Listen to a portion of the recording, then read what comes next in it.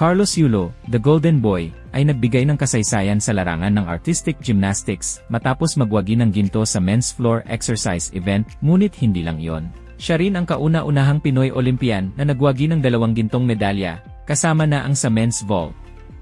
Dahil sa kanyang dedikasyon at walang sawang pagsisikap sa loob ng maraming taon, si Carlos ay tatanggap ng maraming gantimpala pagbalik niya sa bansa. Narito ang ilan sa mga naghihintay na premyo bilang pagkilala sa kanyang kahusayan, cash incentives at Olympic Gold Medal of Valor. Ang mga gold medalists ay tatanggap ng 10 milyon at isang Olympic Gold Medal of Valor mula sa Philippine Sports Commission. Bahay at ari-arian. Ayon sa Philippine Olympics Committee, bibigyan si Carlos ng bahay at lupa, pati na rin isang fully furnished na condominium unit na nagkakahalaga ng 35 milyon mula sa Mega World Corporation.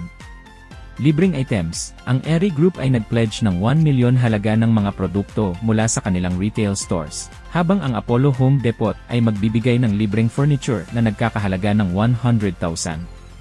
Lifetime Meals, ang Vikings, kasama ang iba pang restaurant chains, ay magbibigay kay Carlos ng lifetime supply ng libreng pagkain sa lahat ng kanilang branches. Heroes Welcome ang lungsod ng Maynila, sa pangunguna ni Mayor Honey Lacuna, ay maghahanda ng malaking Heroes Welcome para kay Carlos, pati na rin ang karagdagang financial incentives.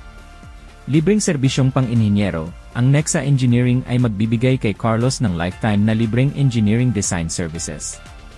Libreng serbisyong medical, si Iri Virgilio, kilala bilang Pinoy Gastro, ay magbibigay ng libreng gastro consultations at colonoscopy kay Carlos sa oras na siya ay umabot sa edad na 45, pati na rin sa mga indigent patients na kanyang pipiliin.